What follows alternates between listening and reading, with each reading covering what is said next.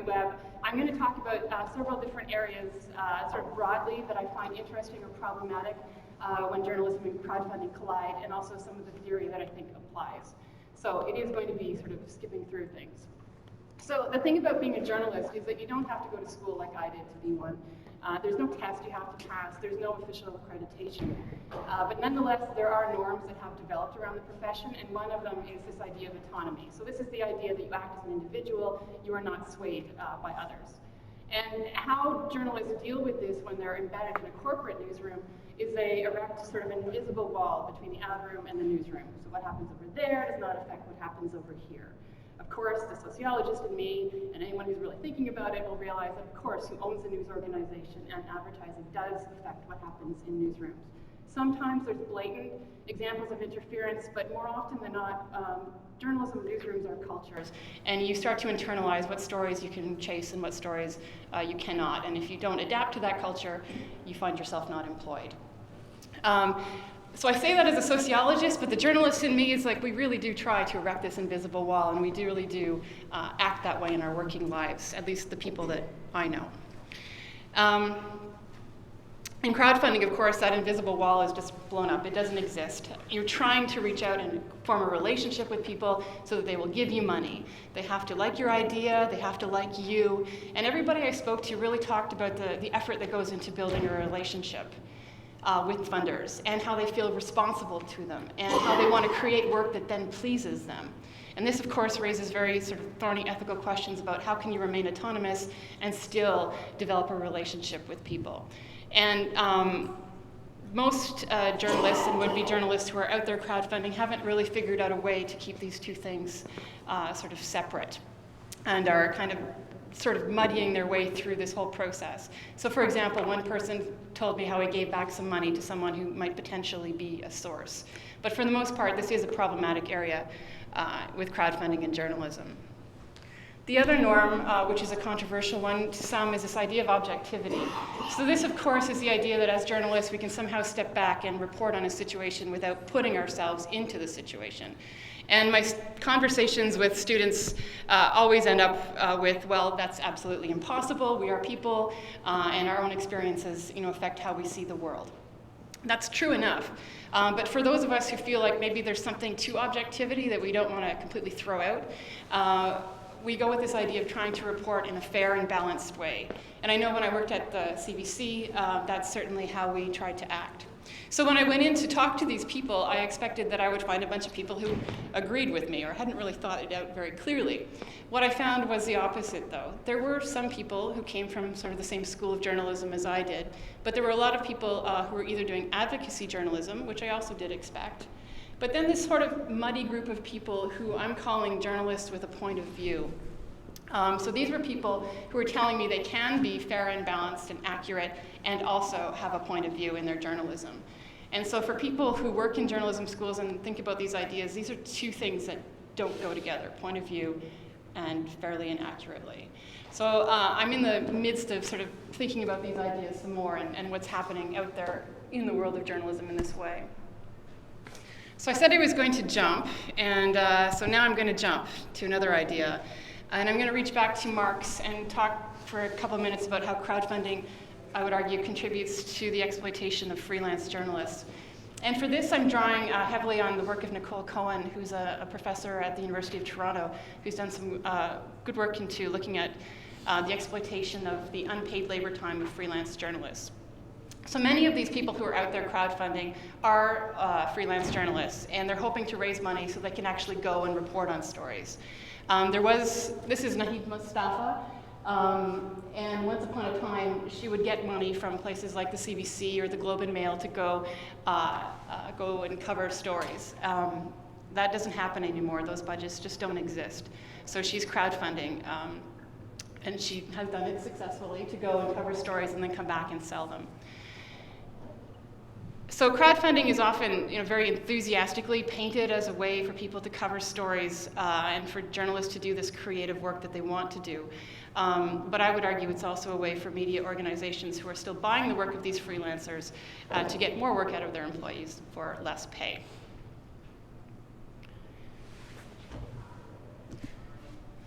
Again, another fascinating slide. This idea of the audience commodity is the next idea I want to talk about. And this comes from a Canadian theorist, Dallas Smythe. And essentially, his theory goes like this, that the product that a media company is creating is not the TV show or the news item. It's actually the audience. And the audience in the form of numbers and ratings is packaged and then sold. So the audience is commodified. And the TV show is simply the free lunch, or the news show is the free lunch that's enticing people to pay attention to what really matters, which is the advertisements. So Smythe went a step further and said, actually the audience is working when it pays attention to these advertisements as well and not getting paid for it. So this was and continues to be a controversial theory. Primarily, people question whether the audience is really working and whether or not they're being paid for this work. More recent theorists like Christian Fuchs have, again, I'm not sure if I'm pronouncing his name correctly. I realized this morning I read it all the time, but I've never actually heard anybody say it to me. He talks about the prosumer commodity. So this obviously, anybody who's on Facebook is a prosumer commodity. We produce and we consume Facebook, and then Facebook takes our data and sells it. So how does this apply to crowdfunding? Well, one of my first questions when I started this research, as I mentioned, was, will this work in the long term for journalism? And the short answer is no, because everybody I talk to describes crowdfunding as like having a second full-time job. It's just that much work to go through one of these campaigns. It's exhausting. But what they are hoping to do, though, is leverage the funders and these numbers into advertising. So going back to the commercial model, they're hoping they can take these numbers as proof and go to advertisers and say, look, I've got an audience, I've got people who want this. You should advertise and help fund my work. All right, this is a more interesting slide. This is Rob Ford, who was the mayor of Toronto. And so I'm going to, again, take another leap and talk sort of briefly about Crackstarter. Does anyone remember Crackstarter? Was it on your radar at all? Yeah, for a few people, sure. So I want to talk about Crackstarter as an example of how crowdfunding, I would argue, has started a conversation in Canada, at least, about something that used to just not happen, and that is paying for news. So Gawker ran a high-profile Indiegogo campaign to buy video of the now former mayor allegedly smoking crack cocaine. So the Toronto Star, which is a well-known paper in Canada, had run a story where two reporters had seen this video, and so they were reporting on it. We've seen Mayor Ford doing what we think is smoking crack cocaine. But they did not buy the video from the person who was trying to sell it to them, because the Toronto Star does not do that. This got a lot of criticism. I mean, some people believed them. Other people were like, well, if we don't see the video, we don't have proof, so it doesn't actually, exist. Anyway, hence Crackstarter, which was wildly successful, but they didn't end up buying the video in the end because the person who was selling it disappeared. So what happened, though, I would argue, is that this idea of paying for news, became this huge discussion in Canada. And subsequently, a little while later, the Toronto Star did end up paying $5,000 for a video of then Mayor Ford in an alleged impaired rant in somebody's living room. And this was very controversial. The Star said, no, we're not paying for news. What we're doing is we're paying for a video. That's different from paying a source for news. And other people said, well, that's kind of a fine line here. You are actually paying for news. So I'm not sure, how this is going to play out, but it definitely started a conversation. And this subsequent move by the Toronto Star, is one that I think marked a fundamental change in journalistic practice, at least in Canada, for sure. So I'm going to leave it at that. I think am I under time? I did all right? I did okay. So thank you. I know this was a very sort of quick trip through many ideas. I'm working on these ideas as part of thanks to a grant from the Canadian government, so I'm interested if anyone has any ideas, critiques, or comments later on. And thank you very much for your attention. Thank you, Andrea. With over 2 minutes to spare, so Andrea is winning so far in our awesome presenter sweepstakes, and I give you Reuben bins.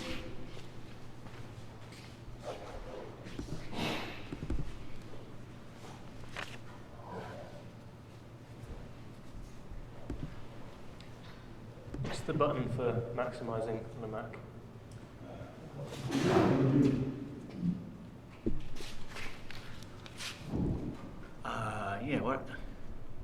question should be over there.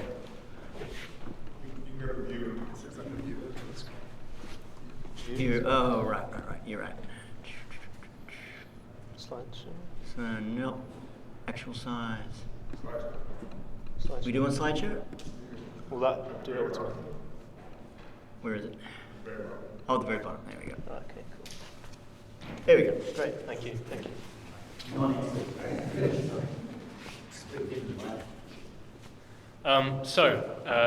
Just for context, I'm a PhD student looking at personal data and transparency, and this is what I'm going to be talking about today has come out of a project I've been doing recently, and it's not really my main research, but it's a set of interesting questions that I really wanted to pursue alongside my research. So the topic is selling your own data the answer to our privacy concerns? So, So over the last decade or so, there's been a growth in the collection and use and sale of personal data.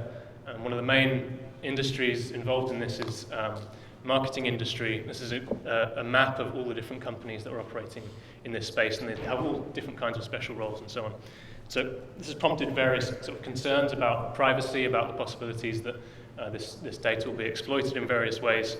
And one of the ideas that some people have suggested is that instead of our data being collected and sold without our permission and without us getting any benefit from it, actually what people should be able to do is to own their own data and sell it to marketers and directly get the benefits of that. And so you might be thinking sort of on that basis, is this the idea that there's a data proletariat and they need to rise up and overthrow their kind of data broker masters in a kind of and unionize in the kind of way that the previous speaker was talking about. But actually what it's looked like in practice is kind of a little bit more like this. So this is a student called Federico Zania. Last year he raised $2,500 on Kickstarter to give away all of his personal data. So this was his phone records, his browsing activity, location, etc. Another project is just similar, which is by an artist called Jennifer Lynn Morone. And so her project went a little bit further. She actually incorporated herself as a corporation in the state of Delaware, and the purpose of the corporation was to sell its assets, which were her personal data, her diaries, her location, Fitbit, etc. So these are kind of fun, interesting art projects. But what's kind of funny or maybe depressing, depending on how you view this, is that they're actually quite far behind where the industry is. There are already plenty of startups out there that are offering as a platform the ability to sell your own data. So these are just a few of them, some of them based in the States, some in Europe. But the basic idea behind all of these companies is that you have your own profile that you can contribute data to. You can decide who gets to see it, and you earn a rent from selling your data. So you can earn between $5, $20, etc. And it's actually been going for quite a long time. So the earliest example I could find of this was a company called Root Markets, which was established nearly a decade ago. And at the time, the founder said that your attention has literal value. So consumers, based on their attention, are creating more and more of the value on the internet. So this is a kind of old idea. It's been going for a while. And so part of my research has been looking at these new forms of platforms where people can control their own profiles, and they get to see what goes into them. And so I was interested in how people felt about this. So I did a study. One part of the study was a quantitative study, essentially simulating these two different kinds of profiling and trying to understand how people reacted to the recommendations that were made on the basis of them. The other part of the study was qualitative, gathering responses from people about how they felt about this idea, whether they felt that it would be empowering, and how they felt about the idea of selling their data. And this raised all sorts of really interesting questions about property, about fairness, and about the ethics of these markets, which I really wanted to sort of delve into more. My background's in philosophy, so I was kind of drawn back to these ethical questions about the ethics of markets. So I went back to, so this is just some examples of the reactions that I had. So a lot of people, to begin with, very enthusiastic, very sort of pleased at the idea that they could earn some money, that it would give them the right and it would give them a fair value exchange in return for giving up their data. Others, not so convinced. After considering it a bit longer, they thought, well, it is going to open me up to more forms of marketing, and the amount of money I get isn't really worth it, so I probably wouldn't go for it. And what I found the most interesting response, and on the negative side, was that initially it seemed like a good idea, but then being offered the opportunity to earn money suddenly made people question whether their data is something that should be sold at all. So there's a kind of paradox of monetization in being offered the opportunity to earn money. People actually start thinking about a whole other range of questions other than the fact that they were getting screwed by not earning anything. They thought, well, you know, actually I don't want my data to be sold. I don't want anyone to earn money from it, not even myself. So I'm kind of interested where this intuition comes from. Is it just a kind of reactionary kind of impulse that there's something new and it's uncertain? Or was there some kind of basis to this kind of ethical objection to selling their data?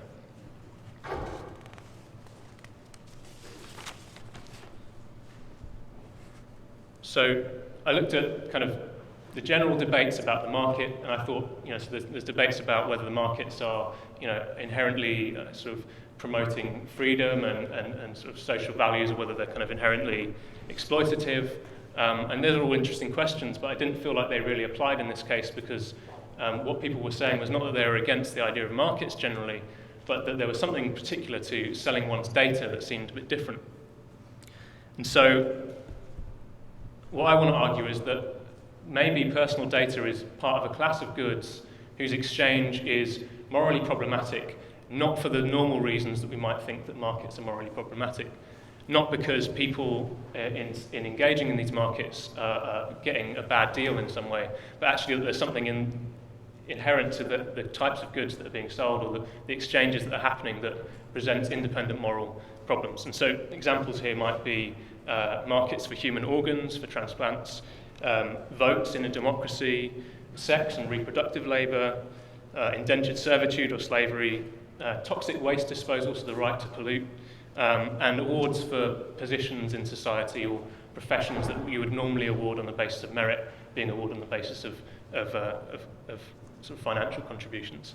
And so there's a kind of a stream of thought in philosophy on the ethics of markets, that there is something about these kinds of goods that makes them morally problematic. And so the idea is that it's not that these goods, that exchanging these goods leaves buyers and sellers materially worse off, because if that were their only failing, then it would seem like we could quite easily correct these markets by introducing laws that would redistribute the benefits around. But that doesn't seem to be what the problem is with these markets. And so the kinds of, this view has been defended by various philosophers, from Michael Sandel, Michael Walzer, Elizabeth Anderson, and Deborah Satz. So I'm drawing on their work here. And it's kind of, the brief for this work is, if you're somewhere in between, you know, full-blown libertarianism and socialism, then somewhere in the middle, you kind of want to have some limitations on why it is that certain things can be sold and other things can't. So one sort of potential explanation here is that there's something intrinsic to the nature of these goods, that when they're sold, the social meaning or the intrinsic value of them becomes corrupted. So if you think of friendship, if you buy friendship, it's not real friendship, right? So that's one sort of explanation of why we limit certain goods. Another one, which is slightly different and I think more interesting, is the idea that it's not about the intrinsic nature of the goods, but rather it's about the relationships that exist between the parties in the exchange, the buyer, the seller, and also other people around them who might not be part of the exchange but are nevertheless affected by that. And the effect that that relationship has on the idea that we're all equal as citizens, we all have equal standing, equal social standing. And so this is the view that Deborah Satz would put forward. So the idea here is that markets in these goods inevitably result in people being put into a worse social standing, even if they increase individuals' material position. So if you take, for example, a market for votes, it might be that if I'm selling my vote to someone else, I don't really care about the outcome of the election, so I'm happy to take the money. They do care, and they think it's a fair price to pay. We're both happy. But the problem with that isn't, you know, that we're not benefiting from the exchange. The problem is that it threatens the idea that in a democracy, people have equal standing, equal power, one person, one vote. So I should say here that in making this comparison between personal data being sold and these other types of things being sold. I don't mean to say that selling your own data is morally as problematic as some of these cases. Clearly, indentured servitude, slavery, prostitution are all kinds of things where we might think the moral problems are much more severe. What I'm saying is that the reasons why we might think selling your own personal data is kind of morally repugnant are similar, even if they're not as pressing. So why would I argue that personal data fits this kind of criteria? So I think we need to look at the relationship in which the data is sold. So we know from these platforms that the primary customer of data in this case is marketing. So the marketers want this data so that they can convince people to buy certain things. So that kind of doesn't necessarily seem that morally problematic in itself. But the relationship is based on an asymmetry of knowledge between the consumer and the marketer. So the consumer knows very little about the processes that are going on. It's quite opaque. The marketer knows a lot about the individual. They know about their emotions, their cognitive biases. And so the seduction that they're performing is one in which the ultimate aim is to convince someone to buy something, to affect their decision-making processes, to steer them towards certain choices and away from others. So personal data in the hands of marketers is about essentially undermining in a small and subtle but nevertheless real way the autonomous decision-making capacity of the individual. So I want to illustrate this idea, which might sound kind of quite an extreme position to take. I want to illustrate it by a quote from a report I read a couple of years ago. It's called Advertising 2020. It was a report based on experts in the marketing industry explaining where they think marketing will be in 5 years' time.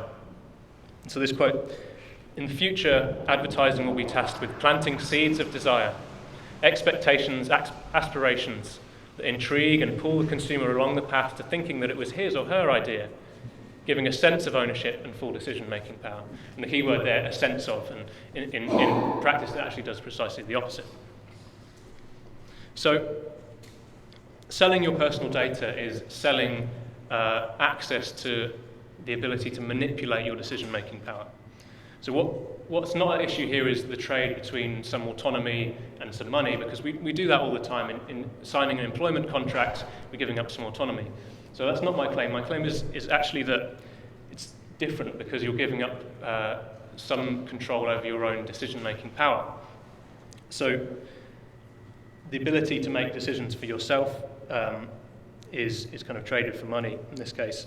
And so the problem, I think, here is that, to return to the idea that the problem is to do with the relationship between consumers and marketers, this giving data away in this way feeds a relationship that is kind of dysfunctional, one in which the whole purpose is that your autonomy will be undermined in some way. And so that's unlikely to be conducive to the idea that as consumers we have equal standing in relation to each other and in relation to marketers. And so it's also about not just the imbalance between the consumer and the marketer, but also the imbalance that this might create between consumers and between one consumer and another consumer. So in an environment where the majority of people are selling or giving away their data, it's more the potential impact is that there's more segmentation and differentiation between consumers, with some ultimately being seen as worth more than others. So just a couple of caveats. I don't mean to say that this means we should ban the sale of personal data. I don't necessarily mean to say that these platforms are in themselves bad. They might be an incremental improvement of the status quo. But ultimately, I think that the market that they're selling into is one that is dysfunctional and has this kind of unequal relationship embedded within it. So to summarize the big picture, in considering the problems of surveillance, algorithms, and big data, there's a temptation, especially in policy circles, to think about these problems in terms of market failure. So the award of benefits and harms in the market could be kind of prevented or mitigated by introducing something like an enfranchised kind of data producer consumer. I want to argue that this is kind of not the real problem with selling your own personal data. The problem is actually about that there's a dysfunctional relationship between consumers and marketers. If we become enfranchised producer consumers in the current market, we sacrifice a degree of autonomous decision-making power. We further entrench this unequal standing between individual consumers and marketers. We also potentially create new divides between consumers, between each other. So in my opinion, the answer to these kinds of problems is not for individuals to get their own slice of the big data pie, but rather for us to reform these markets in ways that preserve autonomy and also serve collective interests. Finished. Is that on time? With 12 seconds to go.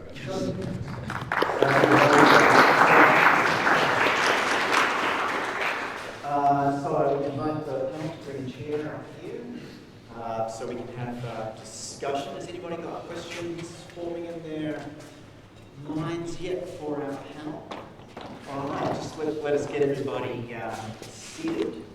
And then, are we ready? Yes, sir. Would you like to? Should we pass this thing? Oh, wait. I think we're supposed to use that. Sorry about that. Excuse me, I'm just going to pass this over. So next is not, so with regards to the last talk, so like things like reward programs and like convenience stores having a way to sort of track data to generate things like your companies, has there been any work, or what are your thoughts on people's attitudes towards those? Yeah, so I think it's, do I have to wait for it to come back, or can I just? Yeah. Okay. I think it's all for the recording. Excuse me, I'm running around like a maniac. NA, go. Thanks. Yeah, so I guess that's the obvious precursor to this kind of business model. And what's different there, I think, is that in the sort of coupons or the voucher scheme, there's no real differentiation between consumers. So the only differentiation you can do is between those who collect the coupon and those who don't. And that doesn't really tell you anything about what kinds of people they are, how they might be influenced, and what their kind of biases might be. So I think some of the models that I've discussed provide a kind of an income stream, so you actually get paid in cash. Others, as you say, provide vouchers or discounts. And in a way, that's perhaps a slightly less kind of problematic example, because really all they're saying is, we'll give you some money off this actual product that we're offering you, rather than we're trying to learn what we can about you to kind of manipulate you in various ways.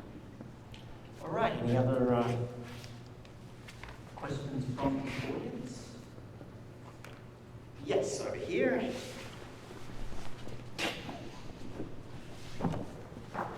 Thanks for your talk. For each of you. So, well, this is more for Andrea. I had a question for you and then for Reuben. For Reuben, during your talk, I thought immediately of, data profiling and data inclusion. So what if more, like, let's say underrepresented communities wanted to sell their data because that was an option to make money. So then what you presented today almost shows a little more privileging of data, meaning, there's an assumption that marketers would want certain types of data over others.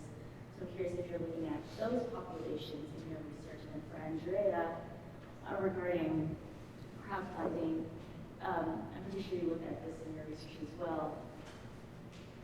Right away, what matters is a really good example.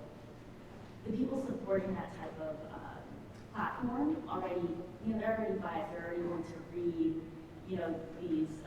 this publication and certain types of, writers contributing. So then, how does it then become sustainable, or how have you found these platforms, sustaining themselves?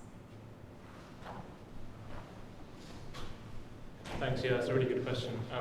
So I haven't tried to do that in my research yet, but it's important to realize that when it comes to the value of data, the kind of dynamics are really different depending on who the company is and who the consumer is. So one of the things I have looked at is in terms of payday loan companies. So is that what you call them? So these are the online companies that basically offer you short-term loan for very high interest rates. And so the kinds of people they're targeting are very different to the types of people that say, Christian Dior is targeting, or so there's a huge differentiation there in terms of who is being targeted and what. And so with an online loan company, the higher the risk, the more valuable the data, right? So the more likely they are to take a long time to pay back the loan, the more valuable. So it's really hard to make any kind of generalizations about whose data is worth more. And the context just varies so much that I've given up trying to come up with any kind of conclusions about that. Does that answer your question?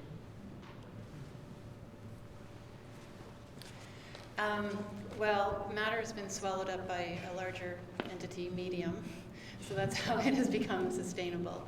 I mean, it's a good question though, and that's sort of what I'm trying to get at. And honestly, I have no good answer for you right now. I mean, people are telling me different things. Lots of people are getting money from their friends and family, so a very small audience. Other people are trying to branch out, as I said, and try to leverage, a larger audience into, trying to convince advertisers to come to them. Nobody I've met really thinks that this is a sustainable way of doing things. It's a short answer. All right. Just back over here. This is kind of a coincidence of I think the last thing you said about not being sustainable. Because the question I have is whether you looked at all that public radio, which obviously I think is the probably quintessential sort of archetypal example of crowdfunding. As state subsidies go away, more and more of its funding comes from its members. And so if Dallas Mike was saying about basically talking about the way that the audience is the product, and you're taking out the middleman, you're taking out the advertiser, which is going directly to the audience. Do these crowdfunding models run the risk of basically market segmentation based on their audiences, inviting in bias, because they have to be even more responsive in a way to the kind of niche interests or curiosities or political leanings of their audience? Do you think?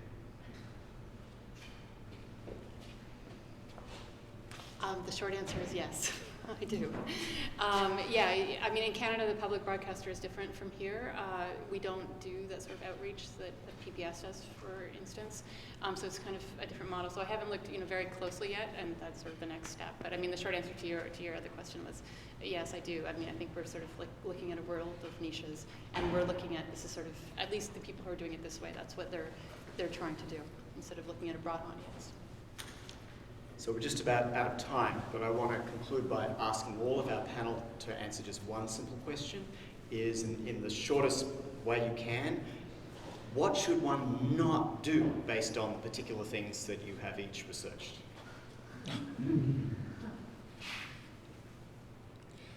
Well, so just really briefly, I think one thing is really overlooked and everyone should not do is to forget the power of social movements to resist these kind of market forces like Reuben. Don't become a journalist if you want to make money. No, I'm kidding. I don't really have a quick answer for that. I mean, keep trying, I guess. I mean, many of my students have great ideas about wanting to change the world, and I do think that can happen through crowdfunding in some small way. Thanks for the question. So, to think about the material, ecological, and labor impacts of supposed immaterial technology. This is, I can't really see, but that's what Potosi looks like now. Don't forget that privacy is a collective good rather than just an individual good. I think we'll agree those were awesome answers, but we are out of time. I invite you to speak to our panelists individually, and thank you all for coming, and we'll have to look forward now.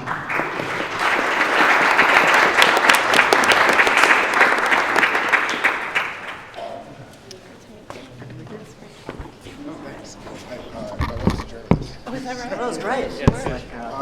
I'm not quite with the live Twitter. I lost the for a while. So I missed 10 minutes of it. Sorry. Sorry? Sometimes it loads. Yeah, it's true. It's true. Yeah. And the mere mention of Bitcoin just set everybody off. Like I should not have hashed it. No, we're actually in Southwest. I'm sure that's true. So. Well, that's very interesting. It might be really. Yeah, let's do it. Yeah. Well, Thanks a lot for moderating. Thank you. Unfortunately, I don't want Thanks for your talk. this machine. That was a great talk. Yeah, Thank it was you. too. Yeah. There was definitely some connections as well. Yeah, The idea that you could use crowdfunding to Yeah. advertising. How are you doing a discourse analysis of 274 questionnaires? Like, how big are your Oh no, sorry. questionnaires? Did I say questionnaires? I meant questions. Questions, Responses okay. to a questionnaire. Okay. Okay, sorry. Yeah. But no, that seems like a lot. No, sorry. Huge. So 274 respondents. Yeah, no, that still seems like a lot. Yeah. That's,